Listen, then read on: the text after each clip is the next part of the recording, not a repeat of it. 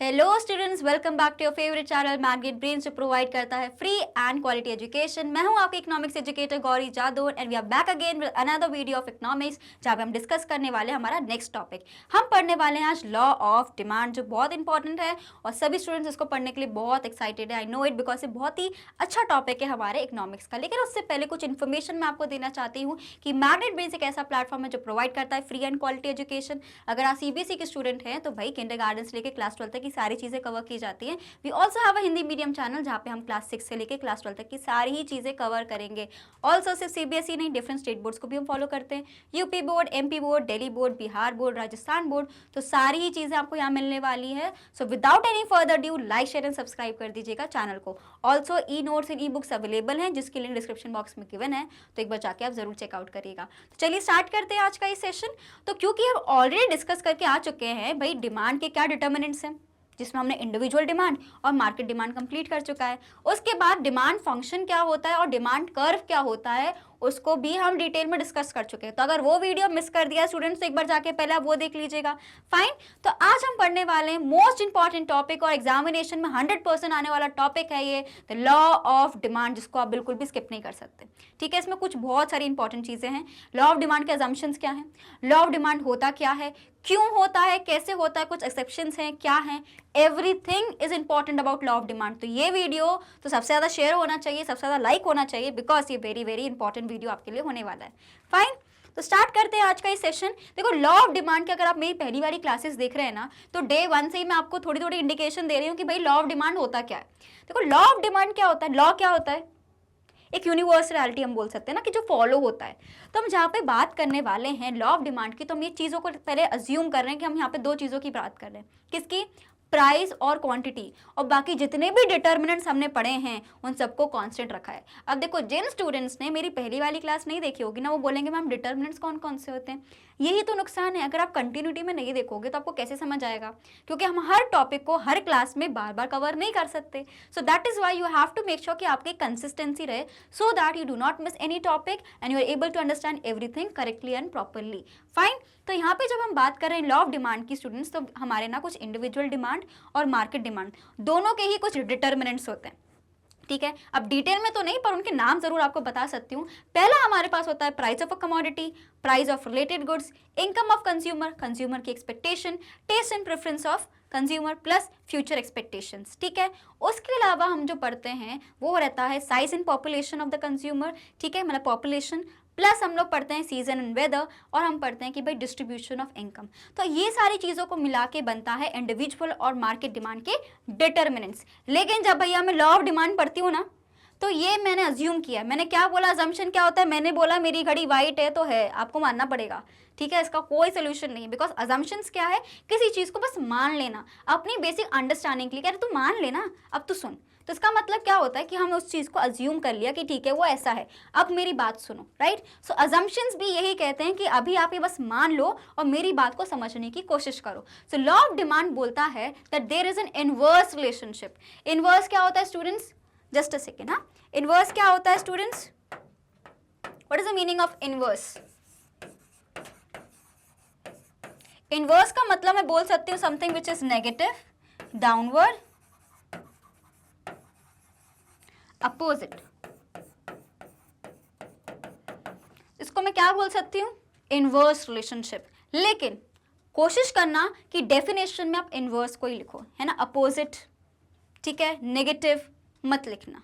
वो आपके क्वेश्चंस में इनडायरेक्टली आपको इंडिकेट करने के लिए पूछ सकते हैं, लेकिन जब हम डेफिनेशन लिखते हैं ना स्टूडेंट्स, यही वर्ड एक अप्रोप्रिएट वर्ड लगता है, because you are now in 11th standard. तो आपकी वोकैबुलरी, आपका लिखने का तरीका, और मैंने हमेशा आपको स्टार्टिंग से बोला है कि कई बार हमें इकोनॉमिक्स समझ तो आ जाता है लेकिन उसका लिखने का तरीका समझ नहीं आता। राइट। तो यहाँ पे आप क्या लिखने वाले हैं, that law of demand states that there is an inverse relationship between, किसके बीच में, मैंने क्या बोला कि जब मैं लॉ ऑफ डिमांड की बात करी स्टूडेंट्स, तो हम सिर्फ दो चीजों की बात कर रहे हैं, that is price of a commodity, जिसको मैं पीएक्स लिख सकती हूँ। अब पीएक्स क्यों लिखते हैं, पिछले वाले सेशन में दिख चुके हैं हम। ठीक है, और होता है क्वांटिटी।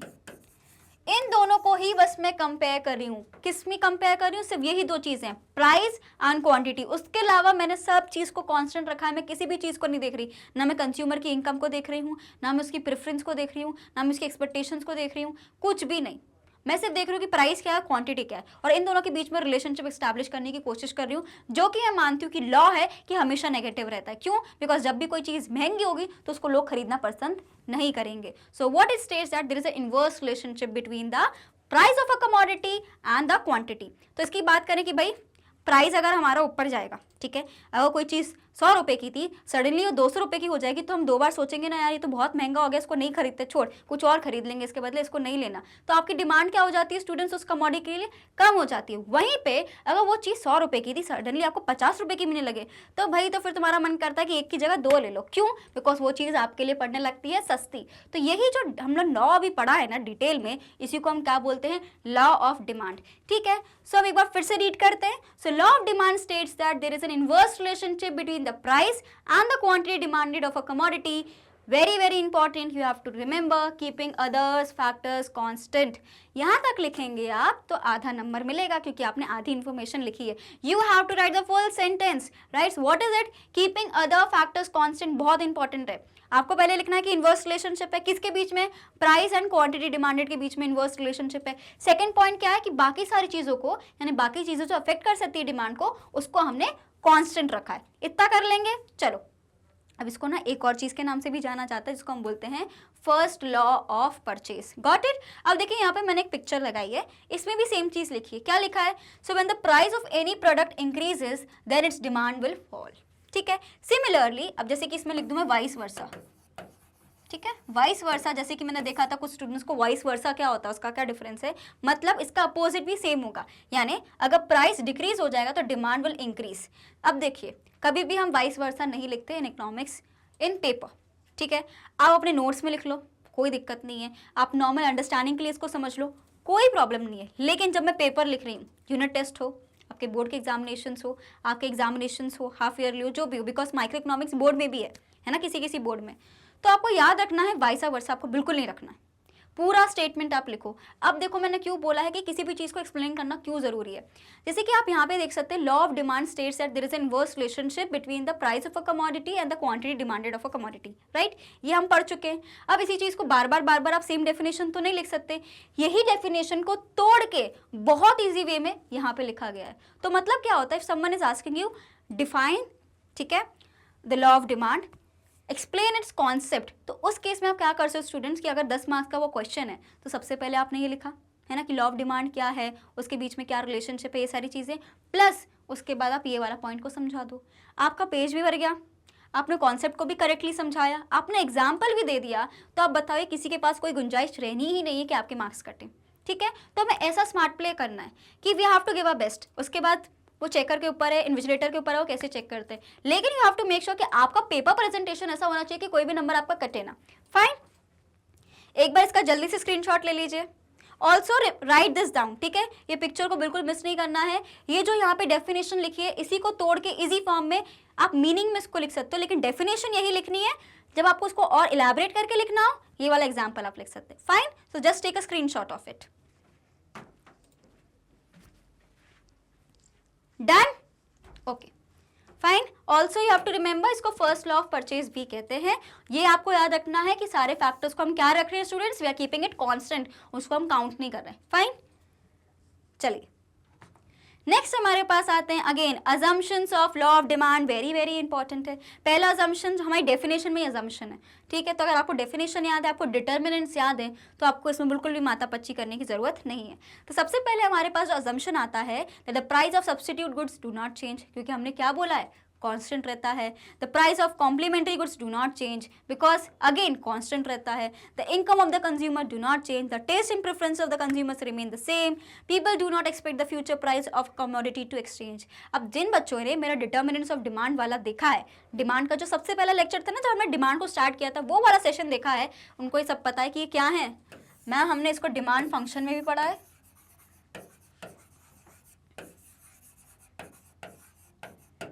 ठीक है, और हमने इसको डिमांड डिटर्मिनेंट्स में भी पढ़ा है।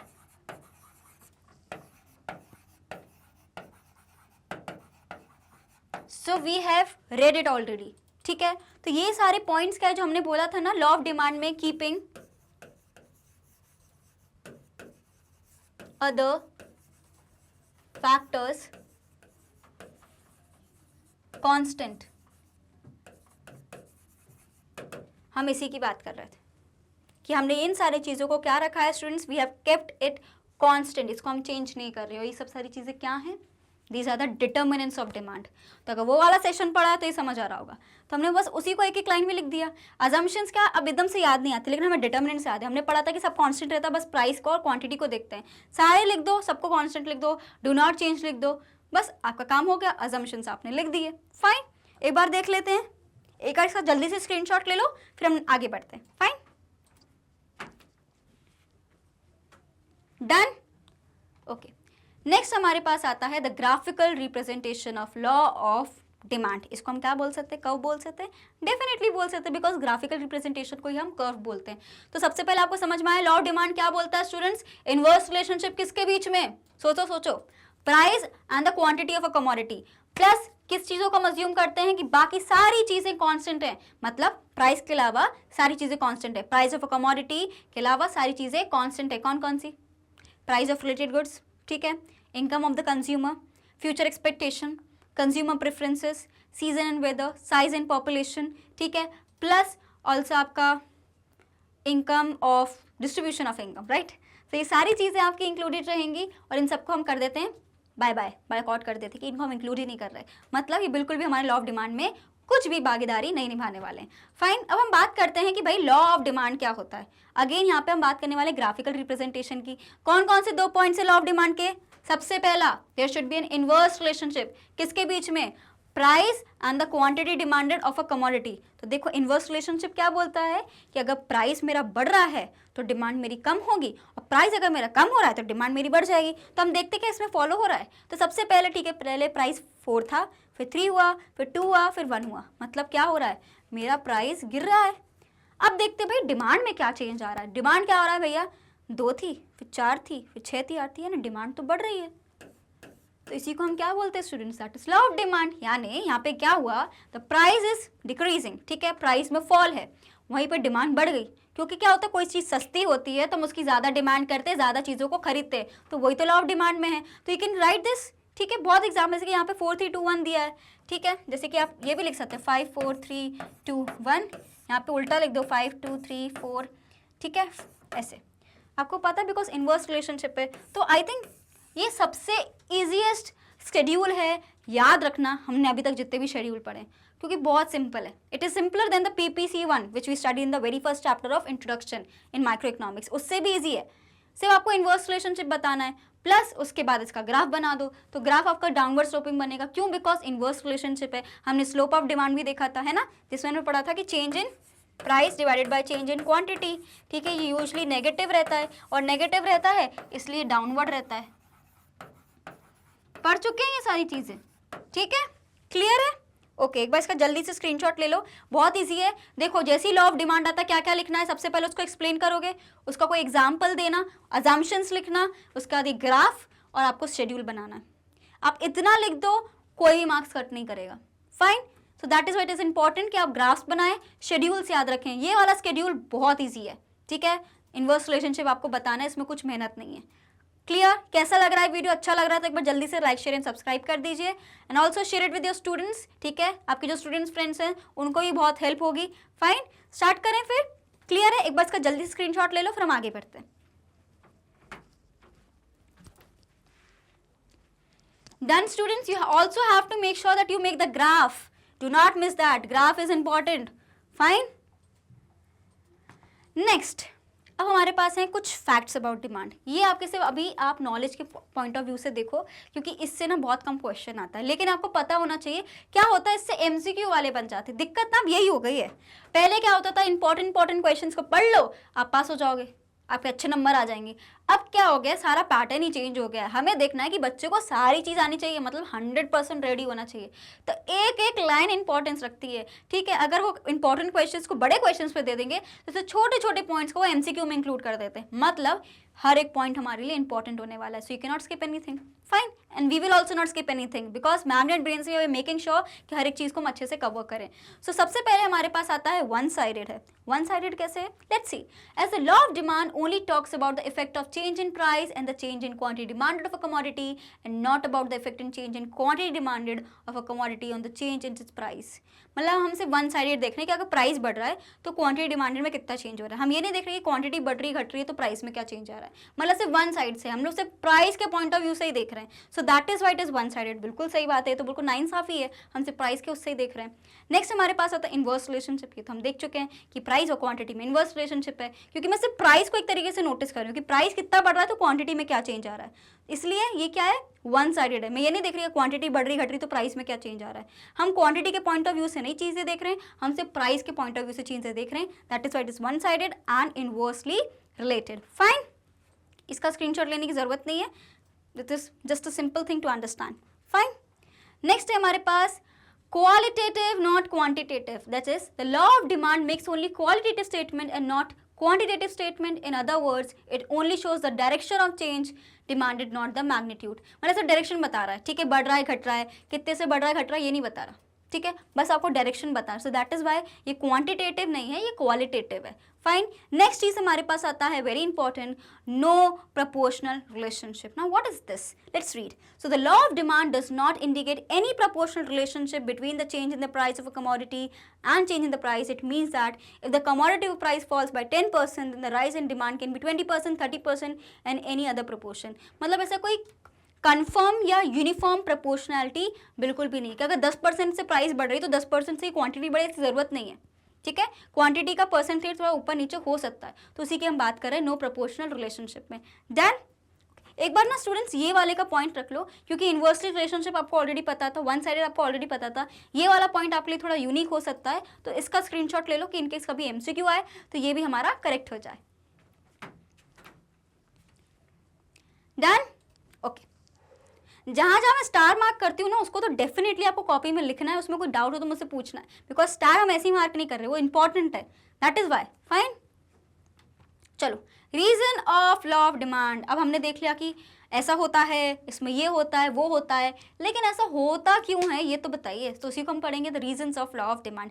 रेडी, ठीक है, एनर्जी से है, कोई सोना नहीं किसी को भी, बहुत इंपॉर्टेंट टॉपिक है और एग्जामिनेशन में आता ही है. अगर आप इस समय सो गए ना तो फिर पेपर करते टाइम आपको बहुत बुरी ऐसी तैसी हो जाएगी. So that is why you have to remember कि डे वन से we are consistent.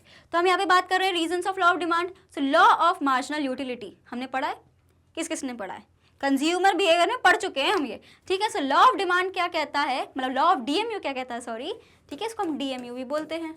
Just in case कोई हमारे पास नया स्टूडेंट हो जिसने पहले वीडियोस नहीं देखा हो तो एक बार उसको हम बता देते हैं कि लॉ ऑफ डीएमयू को हम क्या बोलते हैं, diminishing marginal utility. Marginal utility क्या होता है, वी हैव ऑलरेडी कवर्ड.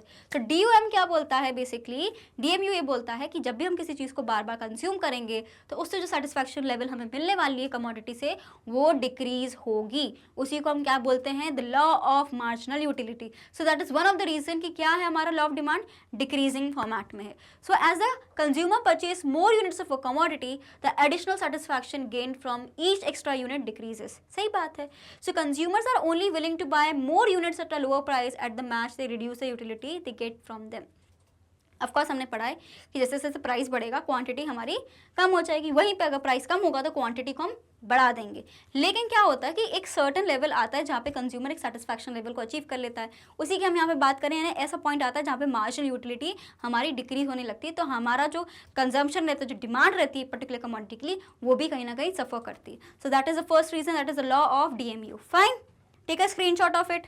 ऐसा आपको एक्सप्लेनेशन लिखना है, ठीक है. कोई डाउट हो एक्सप्लेनेशन, कुछ भी कोई वर्ड डिफिकल्ट लग रहा है वो भी आप कमेंट सेक्शन में मुझे बता सकते हैं. आई सी योर कमेंट्स और आने वाली क्लासेस में I reply also, right. So you have to be consistent and watch every video. Now take a screenshot of it. Done, okay. Next point, substitution effect. Substitution effect छोड़ दो इसको, नहीं पढ़ा. Substitute goods पढ़ा है, क्या बोलता है सब्स्टिट्यूट गुड्स, अगर ये नहीं तो ये चल जाएगा. मतलब टी नहीं तो कॉफ़ी पी लेंगे. मुझे पता है, अगेन मैं फिर से बोल रही हूँ, I know there are lot of tea lovers out there जिनको चाय के अलावा कुछ नहीं पसंद है और कॉफ़ी से नफरत है. लेकिन मैं इस पॉइंट ऑफ व्यू से कह रही हूँ स्टूडेंट्स कि कई बार ऐसा होता है कि अगर चाय हमें नहीं मिल रही है और कॉफ़ी मिल रही है तो हम ले लेते हैं, क्योंकि उसका सब्स्टिट्यूट है. मैंने क्या बोला था, कॉम्प्लीमेंट्री गुड्स में अगर कार में पेट्रोल नहीं तो मैं ये नहीं बोल सकती ना पानी डाल दो उसमें हम चला लेंगे. उसका सब्स्टिट्यूट नहीं, उसके लिए आपको डीजल पेट्रोल जो भी आप कार है उसके अकॉर्डिंगली वर्क करेगा. लेकिन सब्स्टिट्यूट उसमें चल जाता है, ठीक है. पेन नहीं है पेंसिल दे दो, उससे लिख लेंगे, काम बनना चाहिए, ठीक है। तो सब्स्टिट्यूशन इफेक्ट ये कहता है students, when the price of a commodity drops it becomes cheaper compare to its substitutes. तो बिल्कुल सही है कि सपोज मेरी एक दुकान है, ठीक है, मेरी दुकान है, मैं यहाँ पे एक बॉटल बेचती हूँ जूस बना के, ठीक है, जूस बना के एक बॉटल बेच रही हूँ, वो मैं उसका प्राइस रखा है मैंने 30 रुपीज़। एक और शॉप है, वो भी सेम बिल्कुल जूस वगैरह फ्रूट्स वगैरह के बनाते हैं, उसने भी 30 रुपीज़ रख दिया, तो मेरे पास तो कॉम्पिटिशन आ गया, ठीक है। अब क्या हो गया कि कई बार मगर मेरे पास सामान नहीं मिलता तो उनके पास चले जाते या उनके पास चले जाते डायरेक्टली, और मेरे कंज्यूमर्स जो मेरे कस्टमर्स थे अब वो साइड वाली शॉप पे जाके कर रहे। तो मैंने क्या बोला, कुछ करना पड़ेगा। मैं क्या करती हूँ, 30 वाले को 25 कर देती हूँ, ठीक है। तो क्या किया, जब मैंने अपना प्राइस रिड्यूस किया तो उसके यहाँ से लोग जाना बंद हो गए, बिकॉज क्या हो गया, उनका सब्स्टिट्यूट मिल गया ना उनको, कि कहाँ हम 30 रुपीज़ का दोनों ले रहे थे, इनने प्राइस कम कर दिया, मैंने प्राइस कम दिया, तो उनको छोड़ के वो मेरे पास आने लग गए। तो क्या हुआ, उसी को हम बोलते हैं सब्स्टिट्यूशन इफेक्ट। जब एक दूसरे प्राइस के चक्कर में अगर वो कोई कम बढ़ाता है या कम करता है तो आपकी डिमांड जब सफर करती है, right. When the price of a commodity drops it becomes cheaper compare to its substitutes, consumer will shift from the higher price substitute to the lower cheaper one. जैसे कि क्या हुआ, हम दोनों का प्राइस सिंपल था, लेकिन उसका क्या होगा, सब्स्टिट्यूट हायर सब्स्टिट्यूट लगा, क्योंकि वो 30 रुपीज़ का दे रहा था, मैं 25 का दे रही थी, तो सब मेरी तरफ शिफ्ट हो गए। तो जो था उस शॉप का मैं सब्स्टिट्यूट बन गई और लोग मेरी तरफ आने लग गए, उसी को हम क्या बोलते हैं, सब्स्टिट्यूशन इफेक्ट। तो इससे भी हमारी डिमांड घट जाती है, उसकी डिमांड तो घट गई ना, मेरी बढ़ गई, right. Just take a screenshot of this, done, fine. Next हमारे पास आता है इनकम इफेक्ट। इनकम इफेक्ट को मैंने बताया है, आप वाई लिख सकते हो, क्योंकि जब हम डिमांड फंक्शन पढ़ते हैं तो हम इनकम को वाई में लिखते हैं, फाइन। तो इनकम इफेक्ट ये कहता है कि भाई कंज्यूमर की इनकम की हम बात करें, अगर मेरी इनकम बढ़ेगी, अगर आपकी इनकम बढ़ेगी, ठीक है, तो सबसे पहले आप सोचोगे कि मैं और क्या अच्छा खरीद सकता हूँ। वहीं पर जैसे आपकी इनकम कम हो रही तो आप दिमाग लगाओगे कि यार जितने फजूल खर्चे हैं ना उसको बंद करो, सबसे पहले जो चीज़ ज़रूरी है सिर्फ उसी पे खर्चा करो। तो क्या होता है कि क्या आपकी इनकम है उससे भी डिटरमाइन होता है कि क्या आपकी डिमांड रहने वाली है किसी भी कमोडिटी को लेके। उसी के बारे में यहाँ बात कर रहे हैं कि decrease in the price of a commodity increase the consumers real income. Real income को क्या बोलते हैं students, basically the purchasing power. Purchasing power क्या होती है, बेसिकली किसी भी चीज़ को खरीदने की मेरे में कैपेबिलिटी है, क्षमता है कि नहीं। अगर कोई चीज़ 10 रुपये की है तो क्या मेरी इतनी हैसियत है कि मैं 10 रुपये की वो चीज़ ले सकती हूँ, वो मेरी क्या है, purchasing power, fine. So with more purchasing power consumer can buy more of a commodity. ज़्यादा पैसे रहेंगे, अगर मैं ज़्यादा किसी चीज़ को खरीद सकती हूँ तो मैं ज़्यादा खरीदूंगी। Example, if Saiba has 100 rupees and ice cream cost 10 rupees, she can buy 10 ice creams from it. बिल्कुल सही बात है, 100 रुपये मेरे पास, 10 रुपये की एक आइसक्रीम है तो मैं तो 10 आइसक्रीम खरीद सकती हूँ। वहीं पे द प्राइस ड्रॉप्स टू 5, अगर 5 रुपये हो गया, 10 से 5 रुपये हो गया, तो भाई मैं 20 आइसक्रीम खरीद सकती हूँ। मतलब इनकम तो मेरी इतनी ही रही, पहले भी 100 थी, अभी भी 100 है, लेकिन क्योंकि प्राइस ऑफ अ कमोडिटी कम हो गया, पहले 10 रुपये की थी अब 5 रुपये की, तो मैं तो डबल खरीद सकती हूँ अब। तो यही क्या होता है बेटा, that is law of demand. Fine, got it, just take a screenshot of it, जल्दी से लेना है स्क्रीनशॉट। कैसा लग रहा है वीडियो, अच्छा लग रहा है तो एक बार जरूर आप मुझे कमेंट सेक्शन में बता सकते हैं how you liking the lecture. कोई भी चीज़ आपको ऐसी लग रही है कि फास्ट जा रहा है या स्लो जा रहा है lecture, let me know, fine. Next हमारे पास है additional customers. Okay, so lower price makes the commodity affordable to new customers and who couldn't buy it before. देखो ये तो होता है लॉ ऑफ डिमांड का, एक चीज़ हम ये बोल सकते हैं, है ना, कि अगर कोई चीज़ सस्ती हो गई है तो कई बार नए एडिशनल कस्टमर्स भी आपके पास आते हैं, है ना, क्योंकि हम देखते हैं कि नहीं यार ये सस्ता बेच रहा है तो इसके पास चलते हैं, तो वो चीज़ की हम बात कर रहे हैं। एग्जिस्टिंग कस्टमर्स में also buy more because they can afford more. Suppose a pizza price drops from 200 to 150, new consumers can buy it, है ना, कि कहाँ 250 का पिज़्ज़ा आता है, 200 का पिज़्ज़ा आ रहा है, वहाँ पे 150 का मिल रहा है, तो भैया डिमांड बढ़ जाती है, फाइन। नेक्स्ट हमारे पास होता है it has different uses, fine. So same commodity can be use for various purposes, some more important than others. हमें पता है कि किसी भी कमोडिटी के बहुत सारे यूजेस हो सकते हैं। When the price is high the consumer use the commodity only for essential purposes. जैसे कि मैंने बोला, अगर कोई चीज़ महंगी हो जाती है ना, तो हम बहुत सोच समझ के उसका खर्चा करते हैं, कोशिश करते हैं जितना बचा सकते हैं उसको बचाए। वहीं पे कोई चीज़ सस्ती हो जाए तो एकदम थोक में हर चीज़ में आपको वो चीज़ मिलेगी, ठीक है। जैसे कि आपने देखा होगा, ठीक है, you all must be watching all the Instagram memes and all. जैसे कि हम बात करते हैं चीज़, है ना, किसी भी फूड ब्लॉगर के पास जाओ, वो चीज़ थोप थोप के आपको ला के दे देगा, ठीक है। अगर सडनली सोचो चीज़ का प्राइस बढ़ जाएगा तो यही चीज़ में कितनी किल्लत होने लगेगी। तो ये बताता है कि अगर किसी चीज़ को हम अफोर्ड कर सकते हैं तो हम उसको बहुत अच्छे से खर्च करते हैं, लेकिन कोई चीज़ महंगी हो जाती है तो हमारी जो परचेजिंग पावर है वो भी इफेक्ट होती है, फाइन। नेक्स्ट हमारे पास हैं exceptions to the law of demand, ठीक है, अच्छा एक बार क्विक रिव्यू ले लेते हैं, ठीक है, दिस इज डन, कोई कंफ्यूजन नहीं है इसमें, हम सारी चीजें देख चुके हैं, है ना। नेक्स्ट हमारे पास आता है लॉ ऑफ डिमांड के कुछ एक्सेप्शंस। देखो दुनिया में ना एक्सेप्शंस की कमी नहीं है, मतलब कितना भी कुछ कर लो फिर भी कुछ ना कुछ ऐसी कंडीशन होगी जहाँ पे आप बोलोगे कि ये चीज़ वर्क नहीं कर सकती। यही कुछ एक्सेप्शंस हमारे लॉ ऑफ डिमांड में भी हैं। कौन से एक्सेप्शंस एक बार देख लेते हैं। So while the law of demand generally holds true that there are notable exceptions where the demand of a commodity does not decrease with an increase in price. देखो लॉ ऑफ डिमांड क्या बोल रहा है, किसी चीज़ का price बढ़ेगा demand कम हो जाएगी, किसी चीज़ का प्राइस कम होगा, जस्ट अ सेकेंड, हाँ आई राइट इट प्रॉपरली, अगर किसी चीज़ की डिमांड बढ़ेगी तो उस चीज़ की डिमांड घट जाएगी, वहीं पे अगर किसी चीज़ का प्राइस कम होगा तो उसकी डिमांड बढ़ जाएगी। ये कौन बोल रहा है भाई, हम नहीं बोल रहे ना, आप बोल रहे हो, ये लॉ ऑफ डिमांड कह रहा है। फाइन, जब मैं बात करें एक्सेप्शंस की, मतलब कई बार होता है कि जो लॉ हम पढ़ रहे हैं ना इस पे अप्लाई नहीं होता। सबसे पहला जो है हमारे पास gift and goods. Now let me tell you, this is a star mark question, आजकल सीबीएसई का बहुत ज़्यादा फेवरेट क्वेश्चन हो गया है कि जो हो सकता है वो तो हमें पता है, जो नहीं हो सकता ना मुझे वो पता, वो क्या नहीं हो सकता, एक्सेप्शंस। तो एक्सेप्शन से बहुत क्वेश्चंस आते हैं। सबसे पहले हमारे पास आता है gift and goods. What are gift and goods? So these are special kinds of goods और इंफीरियर गुड्स। हमने पढ़ा है ना, नॉर्मल एंड इंफीरियर गुड्स पढ़ा है।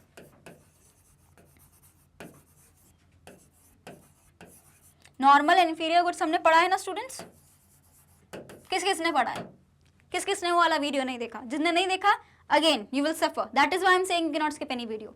नॉर्मल एंड इंफीरियर गुड्स क्या होते हैं, उसमें क्या रिलेशनशिप होता है, पूरा हम चीज़ें पढ़ चुके हैं। तो जैसे कि यहाँ पे बात करें नॉर्मल गुड्स क्या होते हैं स्टूडेंट, जैसे कि हमारी इनकम बढ़ती है ना तो मैं नॉर्मल गुड्स के ऊपर बढ़ती हूँ कि ठीक है नॉर्मल गुड्स में खरीद सकती हूँ। इंफीरियर गुड्स होते हैं कि अगर मेरी इनकम बढ़ती है तो मेरी कोशिश ये रहती है कि मैं वैसे गुड्स ना खरीदूँ, ठीक है। फॉर एग्जाम्पल जैसे कि किसी के लिए मैं बात करूँ, ब्लैक एंड वाइट टीवी लेते हैं। देखो जो नॉर्मल और इंफीरियर गुड्स है ना ये हर person to person, consumer to consumer different करते हैं।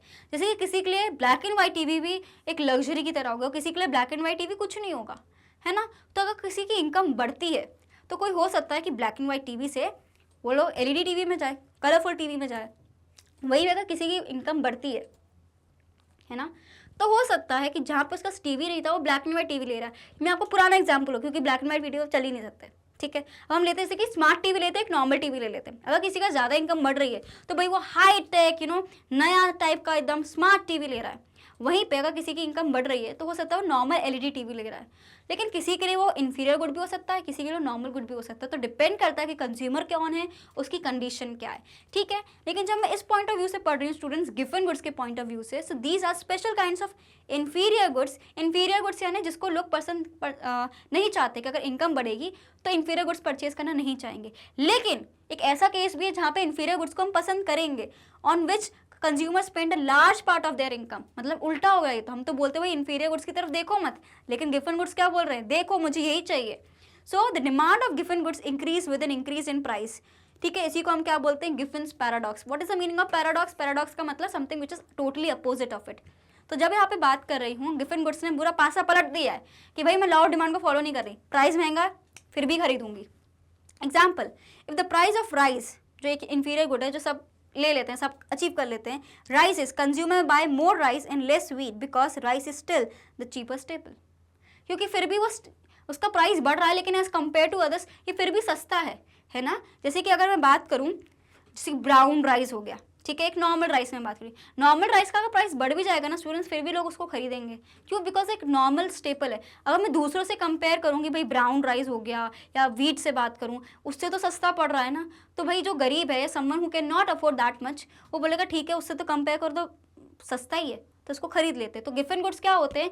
ऐसे इंफीरियर गुड्स जो प्राइस बढ़ने पे भी लोग उसकी डिमांड को कंटिन्यू रखते हैं, उसको फिर भी खरीदते हैं, उसको हम गिवन गुड्स कह सकते हैं। Fine, you can give an example of rice over here. एक बार इसका जल्दी से स्क्रीनशॉट ले लो students, this is very important, you can not skip it, ये बार बार क्वेश्चन आता है, ठीक है। एक बार इसका जल्दी से स्क्रीनशॉट लीजिए, फिर हम नेक्स्ट वाला इसका पढ़ने वाले। Fine, done students. तो given goods is basically those inferior goods जिसमें लोग, अगर हमारी इनकम बढ़ती है ना, या प्राइस बढ़ता है तो भी हम उसको खरीदना पसंद करेंगे। फाइन, क्लियर हुआ? ये क्या है? एक्सेप्शन है। एक्सेप्शन का मतलब क्या होता है? जो किसी चीज़ को फॉलो नहीं कर रहा उस पर वो चीज़ लागू नहीं हो रही, ठीक है। तो हम डिमांड जो हम पढ़ रहे हैं, लॉ ऑफ डिमांड, वो यूनिवर्सल है, लेकिन फिर भी कुछ चीज़ें होंगी ना यार, हर चीज़ हर तरीके से काम नहीं कर सकती। तो ये कुछ ऐसे तरीके जिस पे ये काम नहीं करता है। Fine, okay. Next, fear of shortage. Okay, इसका एग्जाम्पल बहुत अच्छा देने वाली हूँ मैं आपको, ठीक है। So when consumer expect a future shortage of a commodity they buy more of a now even if the price rises, ठीक है। Suppose we faced in pandemic, ठीक है, या हो सकता है आने वाले कभी भी कभी ऐसी सिचुएशन आए, अगर आपको लग रहा है कि यार अभी जो मिल रहा है वही ले लो क्योंकि क्या पता ये भी ना मिले, होता है सिचुएशन, तो भले ही वो महंगा मिल रहा हो हम ले लेते हैं। तो कोविड-19 में भी सेम सिचुएशन हुई थी जहाँ पे grocery shoppings and everything became so expensive, लेकिन क्योंकि वो बेसिक नेसेसिटी है, वो ज़रूरत है, तो लोग उसको डबल पैसे पे भी ले रहे थे। सो ये क्या होता है कि ऐसा फियर ऑफ शॉर्टेज, आपको लगता है कि वो चीज़ खत्म हो जाएगी फिर मुझे मिलेगी नहीं, इसलिए जो मिल रही है उसको मैं पटाख से बटोर लूँ, उसी को हम क्या बोलते हैं, फियर ऑफ शॉर्टेज। और इसलिए यहाँ पे लॉ ऑफ डिमांड काम नहीं करता। Got it? चलो इसका जल्दी से स्क्रीनशॉट लेना है, जल्दी से, okay done. Next, status symbol of goods of ostentation. इसका मतलब होता है, देखो कई बार क्या होता है, लोगों को पसंद है, उनका एक स्टेटस सिंबल होता है, कोई चीज़ महंगी होती है तो उनको अच्छा लगता है कि और खरीदो, क्योंकि क्या है, इससे हम लगेंगे हमारा स्टेटस इंप्रूव होगा कि हमने इतनी महंगी चीज़ खरीद ली। होता है, we have certain kind of people like that. और मैं बात करूँ हायर क्लास की, वहाँ पे तो एक ट्रेंड है, because that's what they are, है ना, क्योंकि उनका जो कल्चर है उसमें वो चीज़ चलता है, जहाँ पे वो रहते हैं, that kind of life style they live, वहाँ पे बहुत कॉमन है कि अगर कोई चीज़ महंगी हो रही है तो देखो बहुत इतना महंगा डायमंड मैंने खरीद के लेके आया। इसका मतलब क्या है, वो चीज़ इतनी महंगी थी, आपने फिर भी उसको परचेज किया बिकॉज वो आपका स्टेटस सिंबल इंक्रीज करते हैं। So some goods are bought to showcase wealth and status, कि मैं अपना स्टेटस दिखा रही हूँ, अपनी वेल्थ दिखा रही हूँ कि भाई हम कितने अमीर हैं, वो दिखाने वाला तरीका, ठीक है। So higher prices make these goods more desirable. कोई ऐसा डायमंड हो गया, कोई ज्वेलरी हो गई और एनीथिंग लाइक दैट, अगर वो ज़्यादा महंगा हो गया तो आपको लगता है कि अब तो बिल्कुल खरीदना चाहिए। क्यों? बिकॉज मेरी स्टेटस पे बात आ गई कि मैं लोगों को दिखाना चाहती हूँ कि भाई मैं इतना महंगा सामान भी खरीद सकती हूँ। सो that is a status symbol students, okay. जैसे कि एंटीक पेंटिंग्स, आपने बहुत सारे मीम्स वगैरह भी इसमें देखे होंगे, बिल्कुल प्लेन सी पेंटिंग है, आपको कुछ समझ नहीं आ रहा, वो इतनी करोड़ों में डॉलर्स में बिकी और आप खुद सोच रहे हो कि भाई इसको खरीदने के लिए किसने पैसे दे दिए, बट लोग देते हैं। क्यों? वो क्योंकि एंटीक है, एक अलग सा ही सिंबल्स है, वो शायद हमारे और आपके समझने के थोड़े परे हैं, हमें समझ नहीं आता, लेकिन स्टिल पीपल डू दैट। हम सोचते हैं कि भाई इस पेंटिंग में ऐसा क्या है कि लोग उसके लिए इतना पैसा देने को रेडी है। So that is what again status symbol. क्या बोलोगे, ऑक्शन में बिक्री थी 10 लाख की थी, लेकिन जाते जाते we bought it for 50 lakh. तो हमने यहाँ पे स्टेटस सिंबल दिखाया कि भाई 10 लाख की चीज़ को हम 50 लाख में खरीद के लेके आए हैं। तो आप देखिए कि भाई how much rich we are और व्हाट आर स्टेटस इट। तो यही क्या हो गया, यहाँ पे लॉ ऑफ डिमांड हो गया जी फेल, ठीक है। Got it? एक बार इसका जल्दी से स्क्रीनशॉट ले लीजिए। Done students, okay. वहीं पे कोई चीज़ सस्ती हो जाती है तो वो नहीं खरीदती, तो इतना सस्ता मैं लूँगी, I will not buy it, क्योंकि हम क्या रिच क्लास से बिलोंग करते हैं, हम एक हमारा एक स्टेटस है, ऐसे डाउन मार्केट वाली चीज़ें हम नहीं लेते। होता है, you have seen in lot of movies, lot of web series. So that is what fear of status symbol वाला चीज़, फाइन, अपोजिट चलता है उसमें। अब आ जाते हैं इग्नोरेंस। तो sometimes consumers are unaware of the actual market price and end up buying more at higher price. ये हमारे साथ होता है क्योंकि हमारी जो मदर हैं, ठीक है, हमारी मदर्स हैं, उनको हर एक प्राइस पता रहता है ना, कोई चीज़ सब्जी कितनी महंगी है, ठीक है, दूध कितने का आ रहा है, हर एक चीज़। तो हमें जब वो मार्केट भेजती है, हमें तो पता नहीं है कि हम तो अपनी धुन में रहते हैं कि कितने का क्या मिल रहा है। हम ले आते सामान उठा के, देन शी आस्क कितने का लेके आए, तो हम बोलते भाई इतने रुपए। तो हमें बोलते कि भाई तुम ठग के आ गए, तुम्हें कुछ अक्ल नहीं है, तुम्हें कुछ नहीं आता, इतने का आता तो तुम इतने का लिया। क्यों? हम ज़्यादा में क्यों लेके आ गए? क्योंकि हमें पता ही नहीं था कि उसका एक्चुअल प्राइस क्या है या मार्केट में उसका क्या रेट चल रहा है। हम तो बस बोला कि जाकर लेके आना, हम थैला उठा के गए और लेके आ गए। तो ये क्या किया हमने, इग्नोर किया चीज़ों को कि मार्केट में क्या चल रहा है। सो ये क्या होता है, इग्नोरेंस। फाइन, एक बार इसका भी जल्दी से स्क्रीनशॉट ले लो। ये वाला एग्जाम्पल बोल के हम पे फिट बैठता है। ये वाला अगर पॉइंट आप अपनी मम्मियों को बताओगे तो बिल्कुल खुश हो जाएंगी, बिल्कुल एग्जैक्टली कि तुम यही हो, ठीक है, we all are ignorant. Fine, next हमारे पास आता है नेसेसिटीज ऑफ लाइफ। देखो चाहे कोई चीज़ कितनी महंगी हो जाए, कुछ चीज़ें तो नेसेसिटी है फिर भी खरीदनी पड़ेगी। एजुकेशन कितनी महंगी हो जाए, आप कोशिश करोगे कि अच्छी स्कूल में ही बच्चे को पढ़ाओ, ठीक है। तो essential goods are always in demand regardless of, regardless का मतलब चाहे कुछ भी हो जाए, ऑफ प्राइस चेंजेस। जैसे कि मेडिसिन, अगर कोई बीमार पड़ता है, ठीक है, हम ये तो नहीं बोल सकते थोड़ा कम कर दो, ज़्यादा कर दो, दैट डजंट हैपन। जितनी की मेडिसिन है उतनी की आपको लेनी पड़ेगी। तो जितना भी उसका प्राइस बढ़ जाए, क्योंकि जान पे बात आ रही है तो आप लोगे, तो वो वाला मेडिसिन में क्या हो जाता है, नेसेसिटी ऑफ लाइफ है, तो लॉ ऑफ डिमांड फेल हो जाता है। ऐसा नहीं है कि प्राइस कम हो गई तो हम मेडिसिन ज़्यादा खरीदने लगे। कोई भी दवाइयाँ नहीं खरीदना चाहता भले फ्री में मिल रही हो, बिकॉज दवाइयाँ आर नॉट गुड। किसी के घर में दवाइयाँ नहीं होनी चाहिए, all should be fit and fine, ठीक है, hopefully all are fit and fine. Next हमारे पास होता है पल्सेस, जैसे कि दाल वगैरह, वीट, बेसिक नेसेसिटी है भाई, रोटी कपड़ा मकान बेसिक नेसेसिटी है, ये चाहिए ही चाहिए। तो इसके लिए लॉ ऑफ डिमांड वर्क नहीं करता। फाइन, इस पॉइंट को आई थिंक एक्सप्लेन करने की जरूरत नहीं है, स्क्रीनशॉट ले लो। ठीक है, अच्छे से नोट्स बना लो। डन, चलिए आगे बढ़ें। नेक्स्ट हमारे पास change in weather. Season changes can affect the demand for a certain goods even if the price rises. जैसे कि demand for raincoats increases during the rainy season even if the price goes up. देखो seasonal factor रहता है, जैसे कि आपको लग रहा है आजकल वैसे क्लाइमेट चेंज हो रहा है ना, तो इसका बड़ा फायदा है, क्योंकि कब कौन सा क्लाइमेट आज हमें पता नहीं है। अभी खूब धूप पड़ रही है, खूब गर्मी पड़ रही है, सडनली आपको लगे कि भाई 10-15 दिन मानसून वगैरह हो गया, तो अब जिसको ज़रूरत है तो भाई भले ही वो जो रेनकोट 300 रुपये का मिलता है वो 600 रुपये का मिल रहा है तो भी वो लेगा, क्योंकि उसकी ज़रूरत है ना। तो वो सीजन में होता है। नेक्स्ट हमारे पास है फैशन रिलेटेड गुड्स।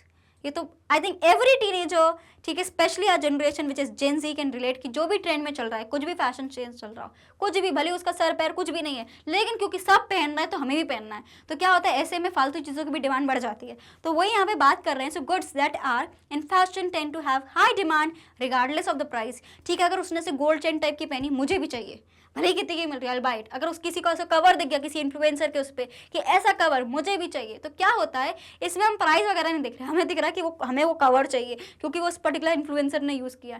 तो यहाँ पे फैशन ट्रेंड्स की बात हो रही है, फैशन रिलेटेड चीज़, यानी कोई चीज़ आपको मार्केट में अच्छी लग रही है, आपको अच्छी लग रही है क्योंकि वो चल रही है मार्केट में, तो आप खरीद रहे हो, fine. So if a particular model of a mobile phone becomes trendy, people will buy it even at a higher price. Similarly, जैसे कि हमने और एग्जांपल्स लिए, कुछ भी चले, ठीक है, it could be any top, it could be any kurti, girls can relate, it could be any phone और smart watch, any earphones, anything like that which is in market trend, अगर उसका प्राइस बढ़ भी रहा है स्टिल पीपल बाय इट। ठीक है, तो ये क्या थे स्टूडेंट्स, हमारे पास कुछ एग्जाम्पल्स थे, कुछ पॉइंट्स थे जो हमने पढ़ा कि क्या क्या उसके रीजंस हो सकते हैं, कौन से फैक्टर्स डिमांड को अफेक्ट करते हैं, प्लस हमने देखा कि भाई क्या हमारे पास एक्सेप्शंस है। देखो एक्सेप्शंस बहुत इंपॉर्टेंट है, क्योंकि अजम्पशंस और रीजंस तो हर कोई पूछ ही लेता है, कई बार ना यॉकर बॉल की तरह आपके सामने बिल्कुल आगे खड़ा हो जाएगा एक्सेप्शंस, तो आपको उसको डिफेंस करना आना चाहिए। ठीक है, so that is why you have to remember कि exceptions are important, fine. So this was all about this session. Hopefully आपको अच्छा लगा। आपने पूरा लॉ ऑफ डिमांड को एक वीडियो में कंपाइल करके कोशिश करिए कि आपको पूरे पॉइंट्स क्लियर हो जाएं। फिर भी कोई डाउट हो तो डेफिनेटली आप मुझसे पूछ सकते हैं कमेंट सेक्शन में। एंड वंस अगेन, अगर आपको वीडियो अच्छा लगा हो, कॉन्सेप्ट समझ आए हो, तो definitely like share and subscribe करिएगा हमारे चैनल को and support us. And also कुछ इन्फॉर्मेशन दे देती हूँ कि सीबीएसई के अगर आप स्टूडेंट हैं तो किंडरगार्टन से लेकर क्लास 12 तक सारे कोर्सेस आपको मिल जाएंगे। Plus we also have a Hindi medium channel जहाँ पे क्लास 6 से लेकर क्लास 12 तक की सारी चीज़ें मिलेंगी। E notes and e books भी अवेलेबल हैं, जिसकी लिंक डिस्क्रिप्शन बॉक्स में गिवन है। सिर्फ यूट्यूब पे नहीं, हमें आपको सब्सक्राइब करना है, और भी डिफरेंट सोशल मीडिया साइट्स पे हम लोग हैं, जैसे कि हमारे पास फेसबुक है, Instagram, Twitter, Telegram, WhatsApp, you have to follow us everywhere, ताकि कोई भी अपडेट आपसे बिल्कुल भी मिस ना हो। सीबीएसई नहीं, डिफरेंट स्टेट बोर्ड्स को भी कवर किया जाता है। So we have Delhi board, Bihar board, UP board, MP board and Rajasthan board. So everything is covered for you guys. So without any further due, like share and subscribe कर दीजिए channel को। Hopefully आपको video अच्छा लगा हो। Thank you for watching.